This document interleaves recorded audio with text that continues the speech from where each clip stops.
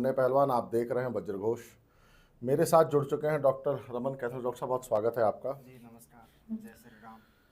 Doctor साहब, बंगाल विजय के बाद हम ये कह सकते हैं कि नॉर्थ और सेंट्रल इंडिया में करीब करीब भगवा पूरी तरह लहर रहा है। जो एक दो स्टेट बचे हैं उसमें मुख्यतः रह गया है पंजाब और उत्तर प्रदेश। आज हम बात करेंगे उत्तर प्रदेश के आने वाले आगामी 2027 के विधानसभा चुनाव पे क्या समीकरण होंगे, कौन पार्टी किस तरफ जाएगी, कौन सा वोट बैंक शिफ्ट होगा, कौन सा वोट बैंक अपनी कोर पार्टियों के साथ इंटैक्ट रहेगा, और राजकुमार भाटी के बड़बोलेपन पे भी चर्चा होगी। तो डॉक्टर साहब बहुत स्वागत है आपका हमारे शो पे। नमस्कार। डॉक्टर साहब देखिए, 2027 के चुनाव से पहले हमको समझना होगा कि 2024 की लोकसभा में बीजेपी को एक डेंट पड़ा था और वो डेंट बहुत गहरा था। मतलब कहाँ नरेंद्र मोदी बातें करते थे कि हम 400 सीट जीतेंगे और हम 240 सीटों पर रह गए। और उत्तर प्रदेश में तो एक और बहुत तगड़ा डेंट लगा था कि हम अयोध्या जैसी सीट हारे थे।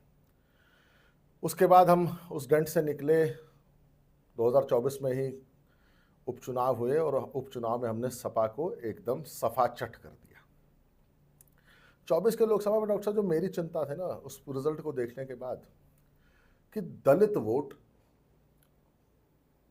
10% के करीब, जो मायावती जी के पास 20% वोट होता था ना, 20-22% वोट बैंक था, उसमें से 10% वोट खिसक के जो हमें लगता था कि भाजपा के साथ जाएगा समानता के अधिकार पे और डेवलपमेंट पे, वो गया समाजवादी पार्टी को, और समाजवादी पार्टी ने बीजेपी को बहुत बुरी तरह हराया था। लेकिन आज समीकरण बदल चुके हैं। भारतीय जनता पार्टी ने वहाँ से फिर कमबैक किया, बंगाल जैसा महत्वपूर्ण स्टेट जीता, हरियाणा जीता, महाराष्ट्र जीता, और अभी अभी बंगाल जीत के आ रहे हैं। राजकुमार भाटी ने बयान दिया ब्राह्मणों के ऊपर, और बाद में तो वो उनके बयान बड़े उल जलूल हो गए। वो गूजरों पे और गूजर महिलाओं पे और जाट महिलाओं पे भी बयान देते रहे। डॉक्टर साहब, 27 के चुनाव में समाजवादी पार्टी के पास डू एंड डाई वाला एक वो सिचुएशन है, लास्ट सिचुएशन है। इलेक्शन है इनका। हाँ, जैसे हमने ममता बनर्जी को देखिए, बीजेपी की डॉक्टर साहब क्वालिटी रही है कि 15 साल 20 साल तक एक स्टेट में लगी रहती है, और जब तक स्टेट से दूसरी पार्टी को उखाड़ न फेंके तब तक पीछे नहीं हटती। और हमने देखा कि उसने कैसे हरियाणा से जाट जो राजनीति थी, जो सेंटर, जो पावर सेंटर था ना, वो जाटों के इर्द गिर्द था, उसको कैसे उखाड़ फेंका, और ममता जैसी अराजक महिला को कैसे उखाड़ फेंका और सफाचट किया। बिहार से आरजेडी को कैसे गायब किया, और करीब करीब उत्तर प्रदेश से भी सपा बसपा को साफ कर दिया है। तो बीजेपी के लिए उत्तर प्रदेश जीतना कोई बहुत इंपॉर्टेंट पॉइंट नहीं है। इस बार अन्य विरोधियों को साफ कर देना बीजेपी का एजेंडा रहेगा। तो आपको क्या लगता है, कौन सी पार्टियां आपस में अलायंस करेंगी, कौन सा वोट बैंक है जो सरकेगा खिसकेगा? हो सकता है बीजेपी में आए, हो सकता है ब्राह्मणों की नाराजगी है यूजीसी पे, वो कहीं अगर सपा के साथ चले गए तो क्या समीकरण बनेंगे? तो डॉक्टर साहब का स्वागत है इस शो पे। आपको क्या लग रहा है कि ये जो पॉलिटिक्स में जो नए नए उतार चढ़ाव हम देख रहे हैं यूपी में, वो किस तरफ जा रहे हैं? देखो, बीजेपी एक राष्ट्रीय स्तर की पार्टी है, वो अपना वोट बैंक पूरे इंडिया के हिसाब से सेट करती है। लेकिन जो समाजवादी पार्टी है, बसपा है और दूसरी पार्टियां, वो अपना वोट बैंक उस पर्टिकुलर स्टेट के हिसाब से सेट करती है। अब मैं आपको एक एग्जांपल के तौर पर समझाता हूँ। समाजवादी पार्टी का वोट बैंक यादव है यूपी में, लेकिन हरियाणा में यादव बीजेपी का वोटर है। हरियाणा में जाट वोट बैंक है कांग्रेस का, लेकिन यूपी में वो ज़्यादातर बीजेपी की तरफ डोमिनेट है। वैसे ही लेकिन बीजेपी का जो कोर वोटर है ना, वो पूरे इंडिया में जो ब्राह्मण है, बनिए है, स्वर्ण कोर वोटर है, फिर उसके इर्द गिर्द की जातियाँ उनसे जो जुड़ी हुई हैं, वो उसके वोट बैंक में आते हैं। और बीजेपी कभी भी मुस्लिम वोट बैंक को फोकस नहीं करती, ये उनका स्ट्रेट फॉरवर्ड तरीका है। अब सपा ने क्या देखा कि उनके पास मुस्लिम वोट बैंक है और दलितों के जितने वोट ज़्यादा लेंगे उनका परसेंटेज बढ़ेगा। अब उन्होंने ये देखा कि भाई ब्राह्मण वोट उनको कभी नहीं मिल सकता, लेकिन ब्राह्मण वोट बैंक बीजेपी से थोड़ा यूजीसी के चक्कर में थोड़ा सा नाराज चल रहा है। तो उन्होंने ये देखा कि ब्राह्मणों का वोट बैंक अगर वहाँ से टूट के मायावती या फिर चंद्रशेखर रावण के पास चला जाएगा, वो उसकी पॉसिबिलिटी बहुत कम है, वो बीजेपी के पास भी रहता है। तो वो ब्राह्मणों को गाली दे के बाकी सब जातियों को इकट्ठा करने की कोशिश कर रहे हैं, क्योंकि मुस्लिम वोट बैंक उनके आसपास ही है। दलित और पिछड़ा अति पिछड़ा की जो राजनीति कर रहे हैं, जितना वो ज़्यादा ब्राह्मणों को गाली देंगे वो उनके वोट बैंक को उतना ही ये पॉइंट तो मैं आपका एकदम वैलिड मानूंगा वैलिड है। कि शुरू से ही मनुवाद और इन सब टाइप की बातें इनसे क्या है कि करके। उनको हाँ, देखो, ब्राह्मणों के वोट बैंक 2-3% मिलते हैं सपाट, वो भले ही चाहे ब्राह्मणों को टिकट दे दे, वोट फिर भी नहीं मिलने वाला, किसी किसी सीट पे मिल जाएगा।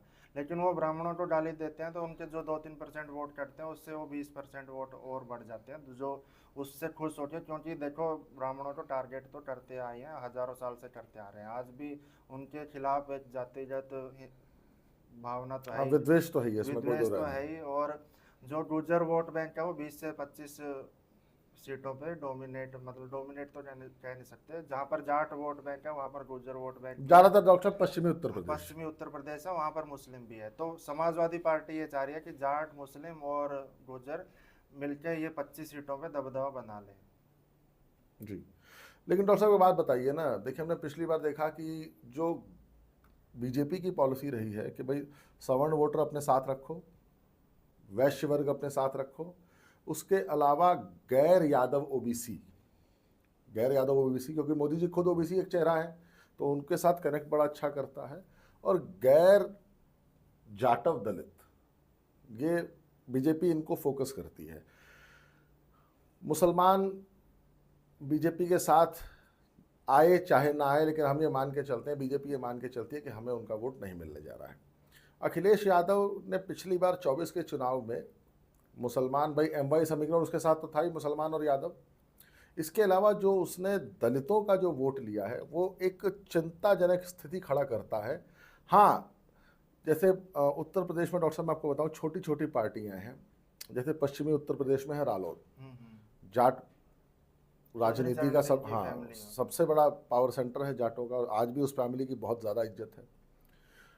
पूर्वी उत्तर प्रदेश में दो छोटी पार्टियां हैं, तीन, उसमें एक पटेल पार्टी है, पटेलों की, अनुप्रिया पटेल की, दूसरी है निषाद, डॉक्टर संजय निषाद की, और तीसरी है हमारे पियर का गमछा वाले चचा, उनको कहते हैं हम लोग ओम प्रकाश पावभर, और सॉरी ओम प्रकाश राजभर, वो भी अच्छे कैंडिडेट। हाँ ले तो इन छोटी पार्टी से आपको नुकसान बताता हूँ। 2022 के चुनाव में सिर्फ ओम प्रकाश राजभर ने पूर्वी उत्तर प्रदेश के डॉक्टर साहब, जैसे गाजीपुर जो मेरा जिला है, वहाँ पिछली बार 4 सीटें सपा जीती थी, 3 हम जीते थे 2017 में, और 2022 में आपको पता है हम 7 सीट हार गए थे, क्लीन स्वीप हो गया था आजमगढ़ में। पियरका चचा ने अकेले आजमगढ़, मऊ, बलिया, गाजीपुर, जौनपुर, इन सिर्फ 4-5 जिलों में 20 से 25 सीट का डेंट पहुंचाया था बीजेपी को। तो जो बीजेपी की टैली जो 300 प्लस थी ना, वो आके फिर 250 रह गई थी, और अखिलेश यादव 100 जो 150 के आसपास सीटें ले गए थे, वो उसी वजह से पियरका चचा में बहुत बड़ा डेंट था, लेकिन बीजेपी ने उनको 2024 के चुनाव में साथ लिया। ठीक है, हमारी सीटें कमाई, हमारा वोट बैंक, हम भाई नहीं अब जनता को सही अपना कन्विंस कर पाए, लेकिन अब इन 4 छोटी पार्टियों की वजह से पता है क्या हुआ डॉक्टर साहब, कि वो जो छोटी छोटी सीटें थी, वो जो हम इनके 10-20 हज़ार वोटों के कारण हार जाते थे, आज वो सब बीजेपी के साथ इंटैक्ट है। देखिए 27 के चुनाव में अभी 1 साल का समय है, 1 साल नहीं मान लो, 10 महीना मान सकते हैं, और अखिलेश यादव के लिए डू एंड डाई वाली सिचुएशन है। तो वो जैसे होता क्या है, हमारा समीकरण कैसे सेट होते हैं, भाई ओम प्रकाश राजभर हमेशा चाहते हैं कि मुझे 2 लोकसभा की सीटें मिल जाएं, 2 या 3, तो एक पे अपने बेटे को जिता लूँ, 2 सीटें मैं किसी बाहुबली को 10-20-30 करोड़ में बेच दूँ, और हमारा इतने पैसे मिल जाते हैं। विधानसभा में क्या है कि सबको पता है कि ओम प्रकाश राजभर की पार्टी से अगर आप चुनाव लड़ रहे हैं और किसी भी एक पार्टी से गठबंधन में है डॉक्टर साहब, तो पता है कि आपकी विनिंग परसेंटेज प्रोबेबिलिटी ज़्यादा हो जाती है। तो हर सीट, जैसे कभी मायावती जी 2-2.5-3 करोड़ में बेचती थी ना, आजकल ओम प्रकाश राजभर हो, संजय निषाद हो, सीट की बार्गेनिंग करना भी इजी है ना। हाँ, बीजेपी में सीट लेना बड़ा मुश्किल नहीं देती नहीं ना बीजेपी, तो देती नहीं, बड़े बड़े बाहुबलियों को नहीं दिया, संग नागपुर तक से फोन आए नहीं मिला। तो सिर्फ बार्गेनिंग यही होती है कि इतनी सीट हम तुमको दे देंगे, और कुछ चुनावी चंदा फंडिंग मिल जाती है, तो ये लोग बिकते हैं।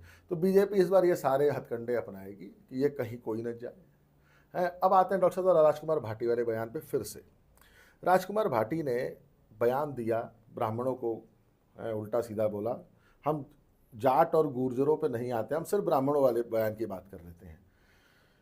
उससे 2 चीज़ें हैं, एक तो आपने जैसे बताया, और ये बात स्पष्ट है कि भाई अब जितना ब्राह्मणों को गाली दोगे तो एक वर्ग विशेष बड़ा खुश होता है, वो मनुवाद का चेहरा, और ये वो उल्टी सीधी बातें करते हैं। लेकिन डॉक्टर साहब आपको नहीं लगता है कि ब्राह्मण राजकुमार भाटी के उस बयान से बहुत ज़्यादा आहत हैं और मैंने यूपी में 3-4 बड़े ब्राह्मण लीडर्स को देखा कि राजकुमार भाटी के उस बयान की बड़ी कड़ी आलोचना की है, उनके ऊपर एफआईआर तक हुई है। अगर ब्राह्मण वोट कंसोलिडेट होकर बीजेपी के साथ रह गया तो फिर मुझे लग रहा है कि अखिलेश यादव कोई 50 सीट पर न रह जाए डॉक्टर साहब इस बार। अब देखो कंसोलिडेट होता है तो फिर तो बीजेपी को फायदा है ही, लेकिन अगर वो यूजीसी का दर्द लेके आगे बढ़ता है तो फिर हो सकता है। अखिलेश यादव जीतना की ट्राई नहीं कर रहा है, वो सिर्फ जिंदा रहना चाहता है, क्योंकि हम एक प्लेयर को मिस कर रहे हैं यहाँ पर, कांग्रेस को। वो भी यहाँ पर थोड़ा थोड़ा इम्पैक्ट बढ़ाना चाहती है और उसके पास ब्राह्मण वोट बैंक शिफ्ट होने के चांसेस ज़्यादा रहते हैं। अभी ओडीजी स्ट्रॉन्ग है इसलिए वो पॉसिबल नहीं हो पा रहा, लेकिन इन फ्यूचर वो हो सकता है। डॉक्टर साहब देखिए, राहुल गांधी, देखिए जितनी रीजनल पार्टीज थी ना डॉक्टर साहब, आपको भी पता है कि इन्होंने राहुल गांधी और उनके ही परिवार की ज़मीन को कब्जा करके अपनी राजनीति का पेड़ बोया था। और राहुल गांधी एक्चुअली वही अपनी सीट्स, वही अपनी ज़मीन, वही अपनी भूमि क्लेम कर रहे हैं रिक्लेम कर रहा है। लेकिन समाजवादी पार्टी के पास और कोई ऑप्शन ही नहीं है ना, उनके पास कोई वोट बैंक बचा ही नहीं है। सिर्फ वो उल जुलूल तरीके से एक वोट होते हैं ना कि जो दिया बुझने से पहले फड़फड़ाता है। डॉक्टर साहब हमने देखा कि पिछले दिनों समाजवादी पार्टी के मुखिया, टेढ़ी नाक वाले हमारे यदमुल्ला अखिलेशियन टोटी चोर भैया हमारे हनुमान जी के भक्त हो गए थे। अभी मैं आपको दिखाऊं, अभी आप भाला देखिएगा, खरीद रहे हैं वो सोने तो का। वो तो पृथ्वीराज चौहान का महाराणा प्रताप के लिए सोने का भाला लगवाएंगे गोमती रिवर फ्रंट पे लखनऊ में है। उतना ही नहीं, अभी आप देखिएगा कि वो व्यक्ति जो तुर्की टोपी पहनने से गुरेज नहीं करता है, वो आपको बहुत जल्दी, जैसे कभी कभी राहुल गांधी के अंदर जब हिंदुत्व उनका चरम पे आता है तो वो त्रिपुंड पुंड लगा के वो पहन के वो एकदम उस दिन वो पूरे सनातनी हिंदू हो जाते हैं। अखिलेश भैया बहुत जल्दी, आप मेरे दर्शक इस बात को नोट कर लें कि मैं आपको उनको अयोध्या में श्री राम जानकी हैं बैठे हैं मेरे सीने में ये गाते हुए आपको दिखाऊंगा, लिटरली दिखाऊंगा।